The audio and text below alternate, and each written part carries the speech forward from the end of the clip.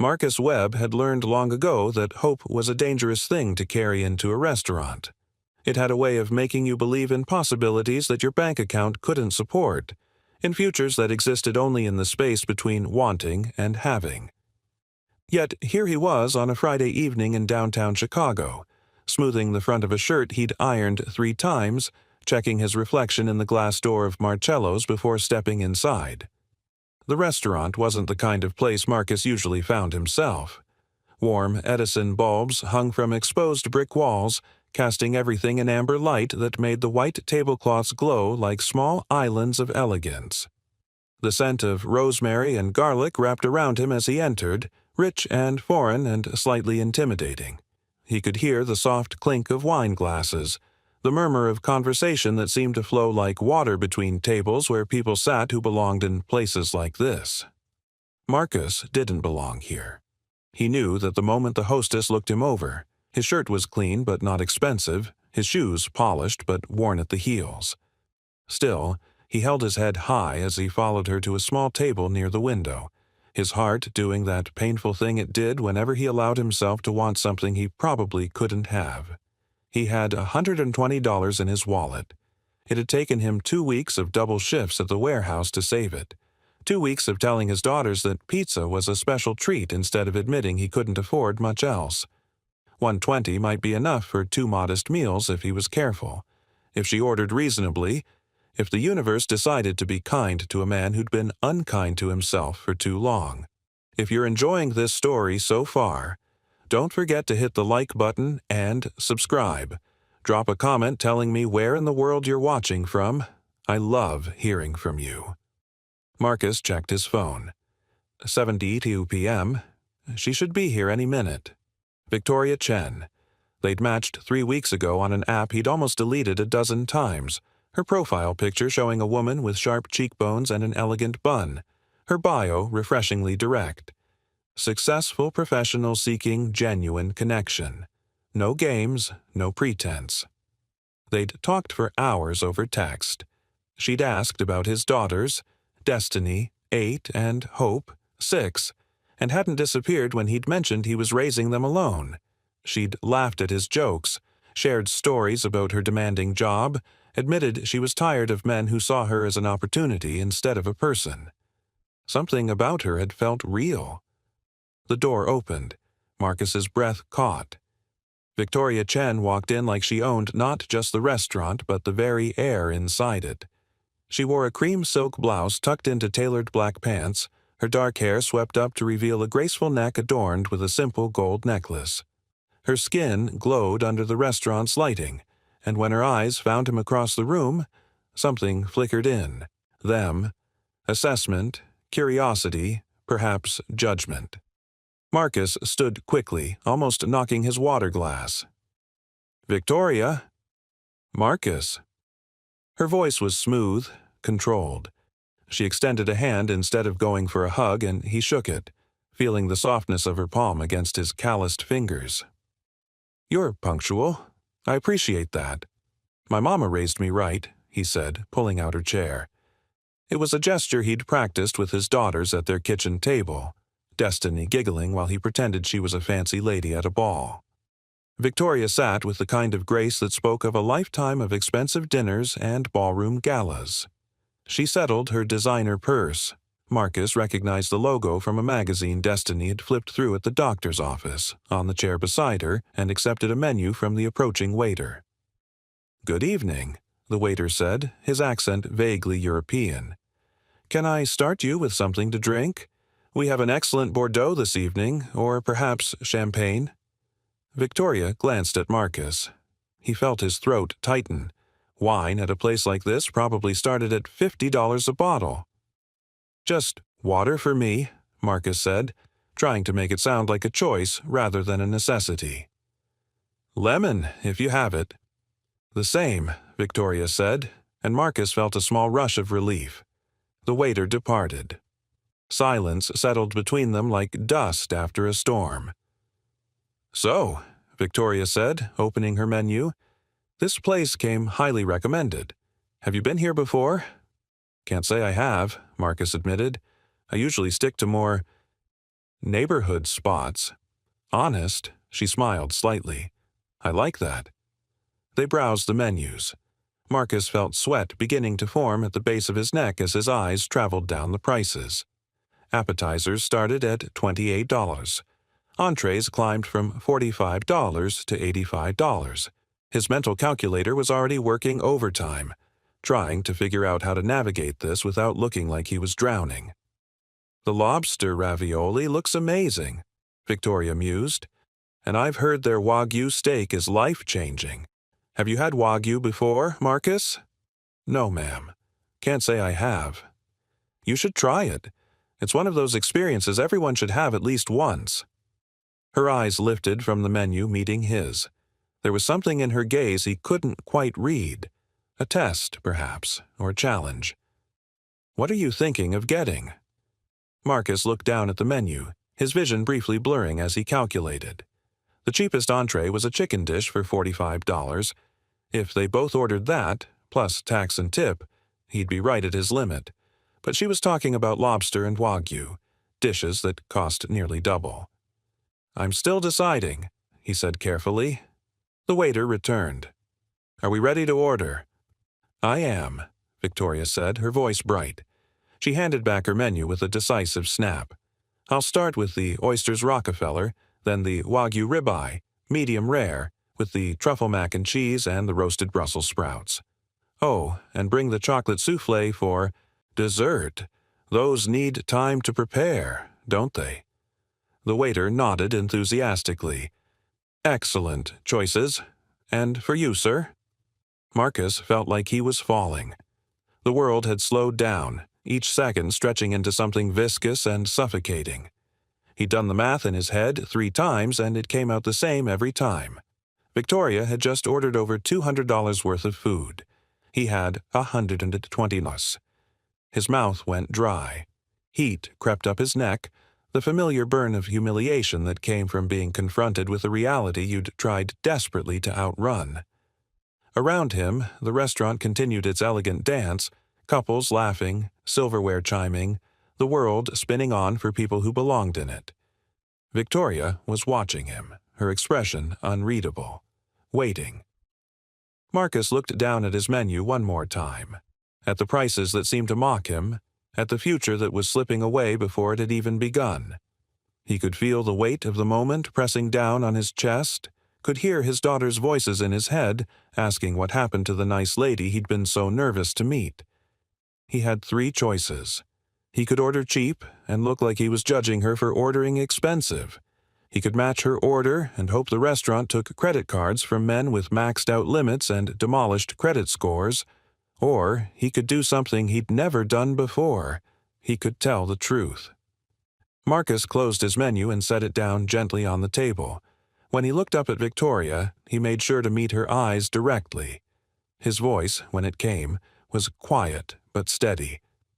I need to be honest with you about something. Victoria tilted her head slightly. I'm listening. I have $120 in my wallet right now. That's it. That's what I saved up for tonight, and I was really hoping it would be enough. He paused, his throat working. Your meal alone is going to cost more than that. The table seemed to hold its breath. The waiter shifted uncomfortably. Marcus continued, his words coming faster now, propelled by the need to get them out before his courage failed.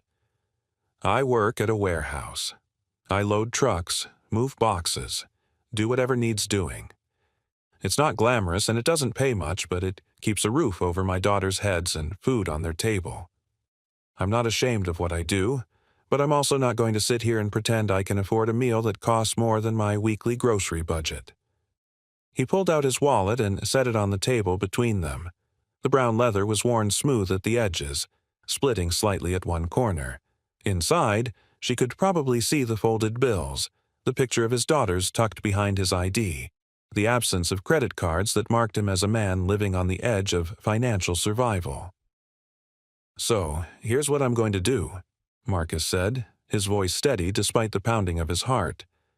I'm going to order the chicken for $45. I'm going to eat it slowly and enjoy every bite because it's been a long time since I've had a meal I didn't cook, myself, And when the check comes, I'm going to pay for my meal, leave a decent tip, and walk out of here with my head held high." He looked at her directly, something fierce and unbreakable in his gaze. "I'm not going to pretend to be something I'm not. I'm not going to go into debt trying to impress you, and I'm sure as hell not going to let you sit here waiting for me to rescue you from a bill you chose to create." Victoria's expression hadn't changed throughout his speech. Her hands remained folded elegantly on the table, her posture perfect, her face a mask of composure. But something had shifted in her eyes, a crack in whatever armor she'd been wearing. "I know what this looks like," Marcus continued, softer now. "Poor guy can't afford to take a woman on a proper date. And you're right, I can't. But I can offer you honesty. I can offer you a man who shows up when he says he will, who works hard for what he has, who teaches his daughters that integrity matters more than appearances." He picked up his menu again. "So, if that's not enough, I understand. You can order an Uber right now and I won't think less of you for it. But if you're willing to sit here with me for another hour, to eat a meal we can both afford, to have a conversation that's real instead of performing some kind of dating theater—" He met her eyes again. "Then I'd really like that." The silence that followed felt like standing on the edge of a cliff, waiting to see if the ground would hold or give way. Victoria's lips parted slightly. For the first time since entering the restaurant, she looked genuinely surprised, like he'd done something she hadn't anticipated, hadn't planned for, hadn't written into whatever script she'd been following. "Marcus," she said finally, her voice softer than before, "do you know why I ordered all that food?" He shook his head slowly. She leaned forward and the mask slipped further. Beneath it was something raw, something that looked almost like shame. "Because I wanted to see what you would do. I wanted to see if you'd panic or lie, or try to impress me anyway. I wanted—" She stopped, closing her eyes briefly. "I've been on 47 blind dates in the past 2 years. 47 men who saw my job title and my bank account before they saw me. Men who ordered the most expensive items on the menu and expected me to pay. Men who proposed business ventures over appetizers. Men who asked to borrow money before dessert arrived." She opened her eyes and they were shining now with something that might have been tears. "So I started testing them. I'd pretend to forget my wallet, or order extravagantly and watch them scramble, or show up dressed down to see if they'd still be interested. Every single time they failed. Every single time I went home knowing I was right, that nobody wanted me. They just wanted what I could give them." Marcus felt something shift in his chest, anger and compassion warring for dominance. "But you," Victoria continued, her voice breaking slightly, "you just told me the truth. You didn't try to fake it or flee or make excuses. You sat here and told me exactly who you are and what you can offer, like that was enough. Like you were enough." She reached across the table, her hand hovering near his. "I'm so sorry, Marcus. That was cruel and manipulative and you didn't deserve it." Marcus looked at her hand, then at her face, seeing past the polished exterior to the wounded woman beneath. He thought about his own wounds, the ones he carried from his ex-wife's departure, from years of barely scraping by, from the constant fear that he wasn't enough for his daughters, wasn't enough, period. "Are you Vicky Chen?" he asked quietly. "The CEO? Caldwell Industries?" She nodded, looking miserable. "I thought you didn't recognize me." "I didn't. Not until just now." He'd seen her face before, on a billboard downtown in a business magazine at the doctor's office. She was worth millions, maybe more, and she'd just tested him like he was a lab experiment. He should be angry. He should stand up and walk out. He should tell her exactly what he thought about women who played games with people's dignity. Instead, he did something that surprised them both. He laughed. It started as a small sound, barely more than an exhale, but it grew until his shoulders shook with it. Victoria stared at him like he'd lost his mind. "I'm sorry," Marcus gasped, wiping his eyes. "It's just, here I was, terrified you'd think I wasn't good enough for you. And the whole time, you were terrified I was only interested in your money. We're both here assuming the worst of each other when really, we're just two scared people trying not to get hurt." Victoria's lips twitched. "When you put it like that, it does sound absurd." "It is absurd." Marcus shook his head, still grinning. "Victoria, I drive a 15-year-old Honda with duct tape holding the passenger mirror on. I shop at thrift stores and coupon like it's an Olympic sport. Even if I wanted to use you for your money, I wouldn't know how to start." "That's actually refreshing," she admitted. The waiter cleared his throat awkwardly, still standing there with his notepad. "So, are we still ordering?" Victoria looked at Marcus, a real smile breaking across her face now, transforming it completely. "What do you recommend for two people who just realized they've been idiots?" Marcus pretended to study the menu seriously. "Well, ma'am, I'm thinking 2 chicken dishes, some water with lemon, and maybe we split a slice of that chocolate cake for dessert if we're feeling fancy." "Sold." Victoria handed back her menu. "And put it on one check. I'm paying." "Victoria." "I created a $200 test you didn't deserve to take," she said firmly. "The least I can do is buy you dinner. Consider it my apology for being a paranoid disaster of a human being." Marcus wanted to argue, but something in her expression told him this mattered to her, that maybe accepting her gesture was its own kind of honesty. "Okay, but next time, if there is a next time, we're going to the pizza place by my apartment where nothing costs more than $12, and my daughters can come because they've been giving me dating advice all week, and I think they'd like to meet you." Victoria's smile widened. "Your daughters give you dating advice?" "Destiny told me to compliment your hair, but not in a creepy way. Hope said if you don't like Star Wars, you're not the one." "I love Empire Strikes Back." "See? Hope's got instincts." They settled into conversation then. Real conversation without the weight of pretense or testing. Marcus told her about his daughters, how Destiny wanted to be a marine biologist despite never having seen the ocean, how Hope collected rocks and insisted each one had a personality. Victoria talked about her company, about the pressure of being a woman of color in a boardroom full of men who questioned her every decision, about how success had isolated her from genuine human connection. "Everyone wants something from me," she said quietly. "My board wants profits. My family wants status. Men want access to my wealth or my connections.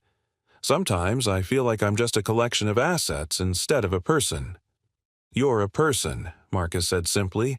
"A person who made a mistake tonight, but also a person who owned up to it. And that counts for something." The food arrived. Simple. Perfect. They ate slowly, savoring not just the meal but the absence of performance. Victoria confessed she hadn't had a genuinely relaxing dinner in months. Marcus admitted he'd been on exactly 3 dates since his divorce. All disasters. "What happened with your ex?" Victoria asked gently. Marcus set down his fork.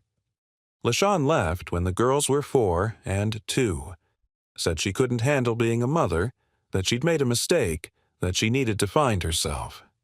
He smiled sadly. "Turns out she found herself in Atlanta with a man who didn't have 2 kids and a warehouse job." "I'm sorry." "I was too, for a long time." He looked down at his daughter's picture on his phone screen. "But then I realized I'd rather be the parent who stayed than the one who ran. My girls deserve someone who chooses them every single day, even when it's hard. Especially when it's hard." Victoria reached across the table and covered his hand with hers. The gesture was tentative, testing different waters now. "They're lucky to have you. I'm lucky to have them." They finished dinner, sharing the chocolate cake that Victoria insisted was the best she'd ever had, though Marcus suspected she was just being kind. As they stood to leave, Marcus pulled out his wallet. Victoria shook her head. "I already paid while you were in the restroom." "Victoria." "Marcus, please, let me do this. Not because I think you need charity, but because I want to. because tonight was supposed to be a test, and instead, it became the most honest date I've had in years. That's worth something.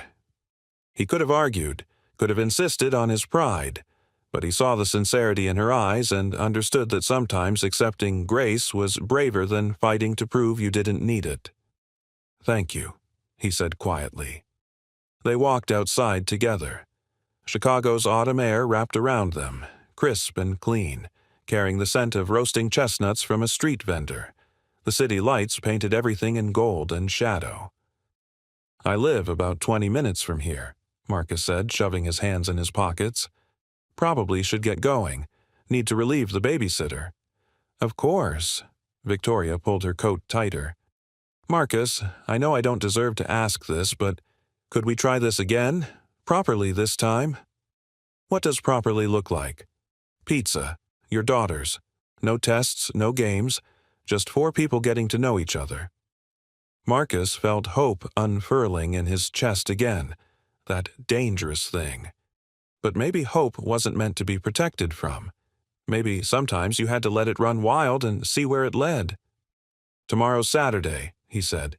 "We usually do movie night. Nothing fancy. Microwave popcorn, Disney films, the girls arguing over who gets the blue blanket. But if you wanted to come by around 6, I'll be there." They stood there on the sidewalk, neither quite ready to leave. Finally, Marcus leaned in and kissed her cheek, soft and brief. A promise instead of a conclusion. "Good night, Victoria." "Good night, Marcus." He watched her slide into a town car, because of course she had a driver, before turning toward the L station. His wallet still held most of the $120. His stomach was full, and his phone had a text message waiting. "Tomorrow at 6. What's your address?" Marcus rode the train home with a smile on his face, thinking about how the evening could have gone, how close he'd come to losing something before it even began. But he'd chosen honesty over pretense, dignity over desperation, and somehow, miraculously, it had been enough. When he got home, his daughters were still awake despite his mother's attempts to wrangle them into bed. They rushed him the moment he walked in, both talking over each other. "How was it? Did she like you? Are you getting married?" Marcus laughed, scooping them both into a hug. "One date at a time, ladies, but I think you'll like her. She's coming for movie night tomorrow." Destiny's eyes went wide. "Really? She's coming here? Daddy, the house is a mess." "The house is lived in," Marcus corrected. "And if she can't handle a little mess, then she's not right for us anyway." Hope tugged his sleeve. "Is she pretty?" "Very pretty. But more importantly, she's honest. Well, mostly honest. We're working on it." His mother appeared in the doorway, a knowing look on her face. "Went well, then?" "Better than I expected, Mama. Way better." She kissed his cheek. "Knew it would. You're a good man, Marcus. Eventually, someone's going to notice." After his mother left and the girls were, finally, actually asleep, Marcus sat at his small kitchen table and looked around at his life. The apartment was cramped, and the furniture was second-hand, and the walls needed painting. But it was clean and full of love, and his daughters slept soundly in the next room, secure in the knowledge that their father would always choose them first. For the first time in a long time, Marcus allowed himself to imagine sharing this life with someone. Not someone who would rescue him from it, but someone who might want to build something alongside him, something real and imperfect and worth the work. His phone buzzed. Another text from Victoria. "Thank you for tonight, for being brave enough to tell the truth. I forgot what that looked like." Marcus typed back, "Thank you for listening. See you tomorrow." He plugged in his phone and headed to bed, falling asleep to the sound of his daughter's soft breathing through the thin walls, dreaming of pizza and laughter and a woman who'd tested him only to discover she'd been testing herself all along. Tomorrow would come, Victoria would show up or she wouldn't. But tonight, Marcus Webb went to sleep knowing he'd shown up for himself, and that was something no one could take away. Victoria stood outside Marcus's apartment building at 5:58 p.m., clutching a bottle of sparkling cider and a bag of gourmet popcorn kernels she'd paid too much for at a specialty store. Her driver had raised an eyebrow when she'd given him the address, a modest building in a neighborhood where her town car looked wildly out of place, but she'd ignored him. Now, staring at the chipped paint on the front door, she felt nerves flutter in her stomach like she was 16 again instead of a woman who'd negotiated million-dollar deals without breaking a sweat. She pressed the buzzer for 3B. "Hello?" A child's voice, bright and curious. "Hi, this is Victoria. I'm here to see Marcus?" "Daddy, the pretty lady is here." Victoria smiled despite herself. The door buzzed and she climbed 3 flights of stairs, her heels clicking against worn linoleum. The building smelled like cooking, somebody's Saturday dinner of fried chicken and collard greens filling the halls with warmth. Marcus opened the door before she could knock. He wore jeans and a faded Howard University t-shirt, his feet bare, looking more relaxed than she'd ever seen him. Behind him, 2 little girls peeked out with identical expressions of intense scrutiny. "You came," Marcus said, and she heard the relief in his voice. "I said I would. Come in, girls, introduce yourselves." The taller one stepped forward, extending her hand with exaggerated formality. "I'm Destiny Webb. I'm 8 years old and I want to be a marine biologist. Do you like dolphins?" Victoria shook her hand solemnly. "I do. I think they're incredibly intelligent." "Correct answer." Destiny nodded approvingly. The smaller girl bounced forward. "I'm Hope, and I'm 6 3/4, and this is Mr. Rockford." She held up a smooth gray stone. "He's shy, but he likes you." "It's an honor to meet you, Mr. Rockford." Victoria crouched down to Hope's level. "What kind of rock is he?" "A brave one." Hope said this like it was obvious. Marcus ushered her inside. The apartment was small. She could see the entire layout from the doorway. The living room doubled as a dining room. A worn couch faced a modest TV, and toys were scattered across the floor in organized chaos. But everything was clean, and the walls were covered with the girls' artwork, and photos showed a family that laughed together despite having so little.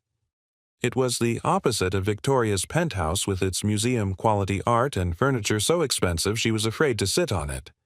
It was perfect. "I brought popcorn," Victoria said, holding up the bag. "And cider for the girls." "Fancy popcorn?" Destiny peered at the label. "We usually just do the microwave kind." "This is the same, just with more adjectives on the package," Victoria assured her. They settled in for the movie, Moana, which Hope insisted on because the ocean is basically the main character and Destiny needs to study it. Marcus made the popcorn while Victoria sat on the couch between the girls, acutely aware of how foreign this felt and how much she wanted it to feel normal. Halfway through the movie, Hope climbed into Victoria's lap without asking permission, settling against her chest like she'd done it 100 times before. Victoria's breath caught. The weight of the child, the trust implied in that simple gesture, cracked something open inside her. She looked up to find Marcus watching them, his expression soft. After the movie, Destiny announced it was time for Victoria's real test. "We already like you," she explained seriously, "but we need to make sure you're not secretly evil." "That's fair," Victoria said. "What's the test?" "You have to help Daddy make grilled cheese. If you burn it, you fail." In the tiny kitchen, Marcus and Victoria worked side by side. He showed her how he cut the sandwiches diagonally because Hope insisted triangles tasted better than rectangles. She told him about growing up in her grandmother's restaurant, the only place she'd ever felt truly at home before corporate life swallowed her whole.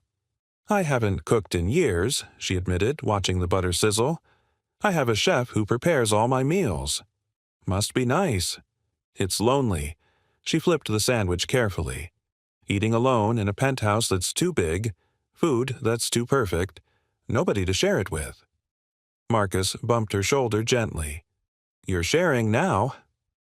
The girls demolished the grilled cheese, declared Victoria not evil, and Destiny asked the question Victoria had been dreading. "Are you Daddy's girlfriend now?"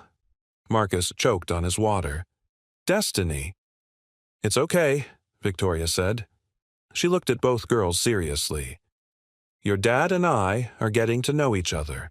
I like him a lot, and I hope we can be friends. Maybe more than friends someday, if that's okay with you two." "Do you have a lot of money?" Hope asked suddenly. The kitchen went silent. "Hope!" Marcus's voice was sharp. "We don't ask people that."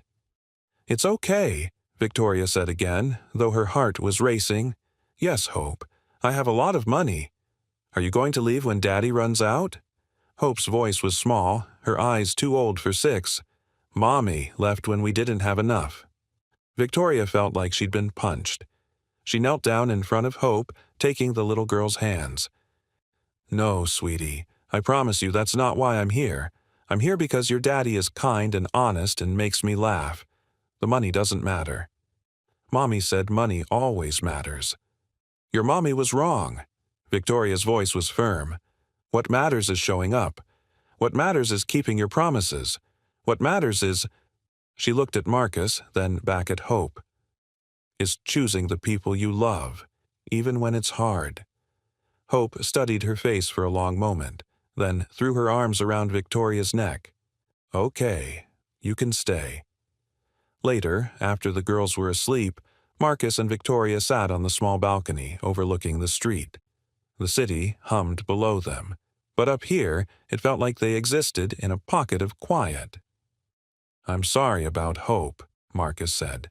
"She remembers more than I wish she did." "Don't apologize. She's protecting you." "I respect that." Victoria paused. "Marcus, I need to tell you something. Last night I didn't just test you with the meal. I've been testing men for 2 years. Elaborate scenarios, hired actors sometimes, all designed to expose gold diggers and users. That's a lot." "I know, I'm in therapy about it." She laughed bitterly. "But meeting you, seeing how you handled everything, watching you with your girls, I realized all my tests never showed me what real looked like. They just confirmed my belief that I'd never find it." Marcus was quiet, his profile dark against the city lights. "So, what now?" "Now I stop testing. I stop assuming the worst. I show up, like you did, and I try to be honest even when it's scary." She turned to face him. "If you'll let me." "Victoria, I make $32,000 a year. I live paycheck to paycheck. My daughters wear hand-me-downs and I can't afford to send them to the schools they deserve. I can't take you to fancy restaurants or buy you expensive gifts or fit into your world. I don't want you to fit into my world," Victoria said fiercely. "I want to fit into yours. Or better yet, we build something new together. People will talk. You're bored. Your family. Let them." She took his hand. "Marcus, I've spent my whole life trying to prove I belonged in rooms full of people who didn't want me there. I'm tired. I want to be in a room where grilled cheese is fancy and rocks have personalities, and someone waits up to make sure I got home safe." If you're hooked on this story, make sure to subscribe and turn on notifications so you never miss an upload. Your support means everything, and helps me bring you more emotional stories like this one. Marcus pulled her closer, his forehead resting against hers. "This isn't going to be easy. Nothing worth having ever is." He kissed her then, soft and sure, tasting like possibility. 3 months later, Victoria's office phone rang with a number she didn't recognize.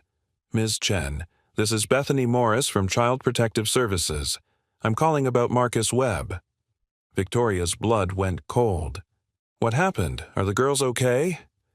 "The girls are fine, but Mr. Webb was injured at work today. Broken leg, possible concussion. He's asked that you be contacted as his emergency backup." Victoria was out the door before the woman finished speaking. She found Marcus in the ER, his leg in a temporary cast. The girls huddled on either side of his bed looking terrified. The moment they saw her, both girls launched themselves into her arms. "Daddy got hurt," Hope sobbed. "The boxes fell on him." "I know, baby, but he's going to be okay." Victoria looked at Marcus over their heads. He looked exhausted and in pain, but managed a weak smile. Hey, sorry to interrupt your workday. Shut up. Victoria sat beside him, taking his hand. What happened? Forklift operator wasn't paying attention. Stack of boxes came down. Could have been worse. You could have been killed. But I wasn't.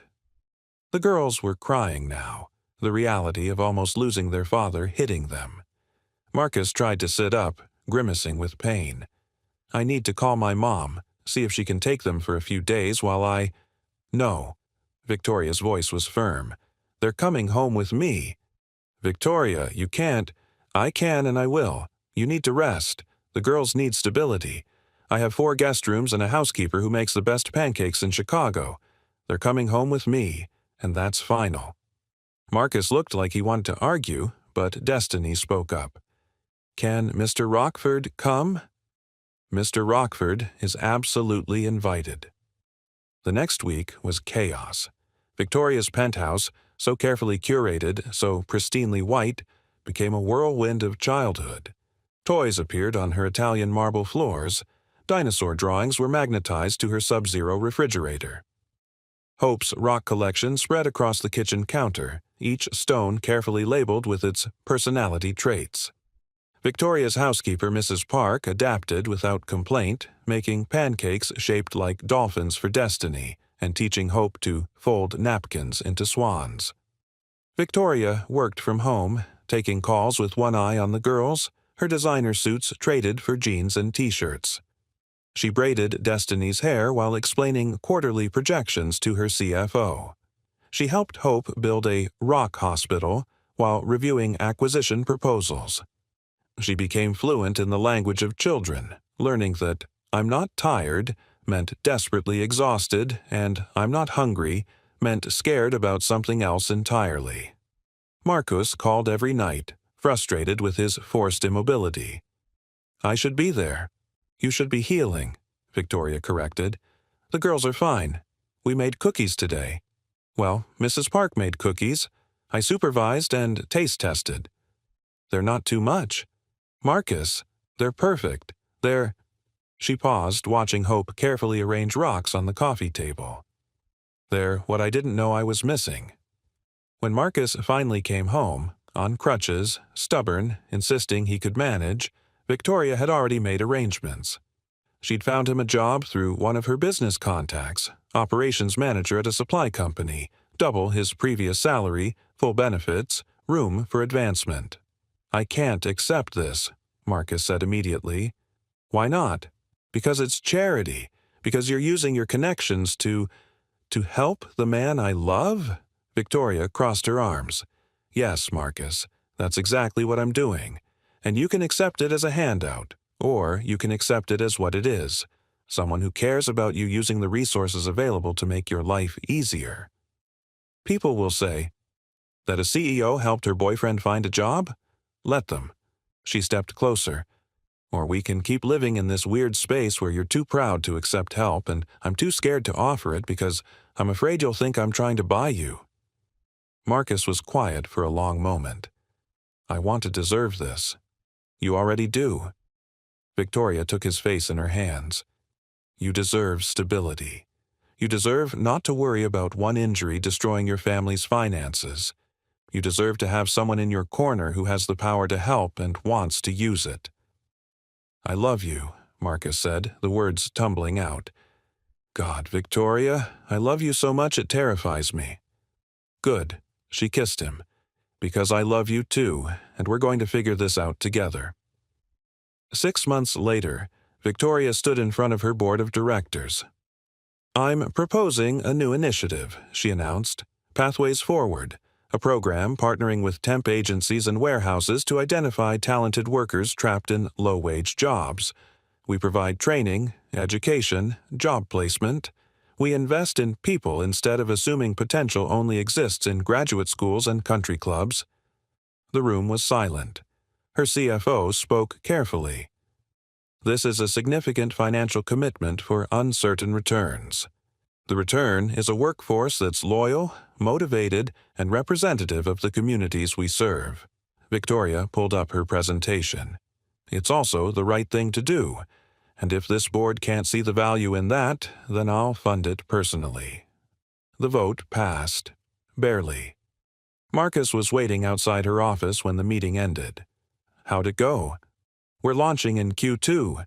She collapsed into his arms. "They think I'm crazy." "You are, but that's one of the things I love about you." That evening, they picked up the girls from Victoria's penthouse, where they'd slowly been spending more and more time, and drove to Marcus's apartment. Not to pack his things, but to cook dinner in his tiny kitchen, all four of them squeezed together, laughing when the pasta sauce splattered Victoria's designer blouse. After the girls were asleep, Victoria and Marcus sat on his balcony again. "Move in with me," Victoria said suddenly.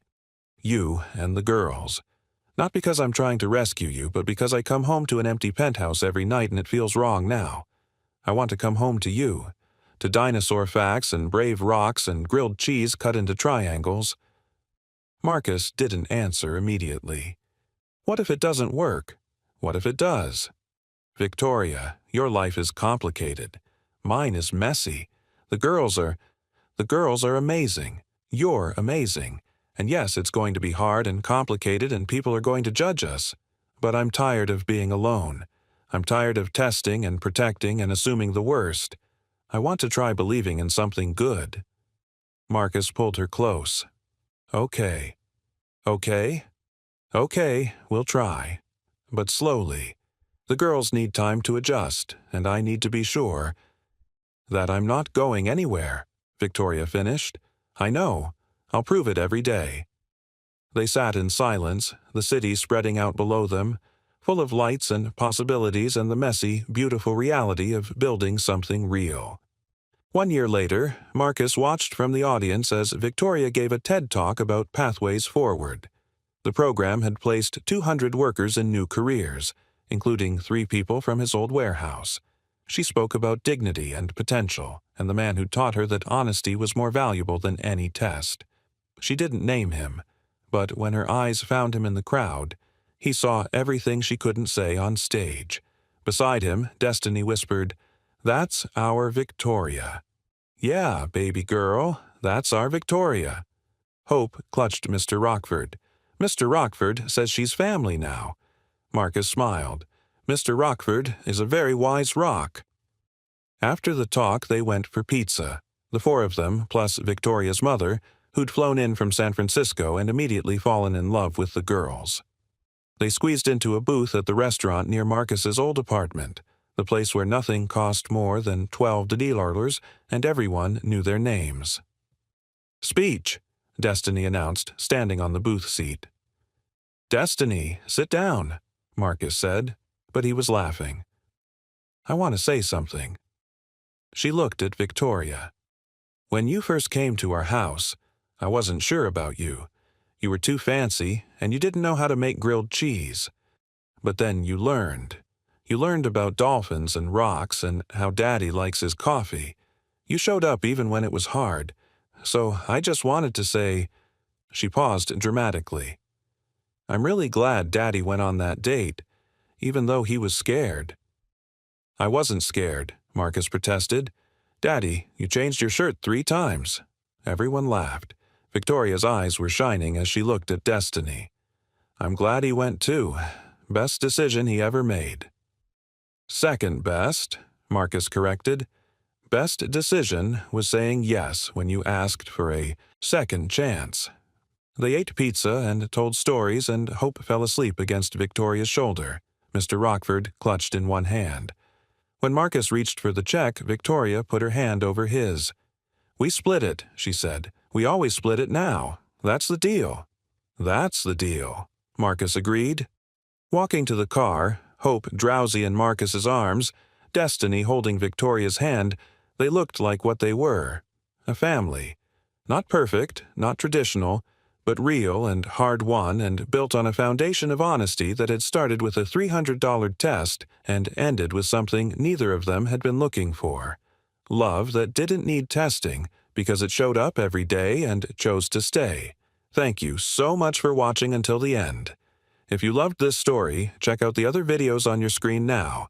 I think you'll really enjoy them. And don't forget to subscribe if you haven't already. See you in the next story.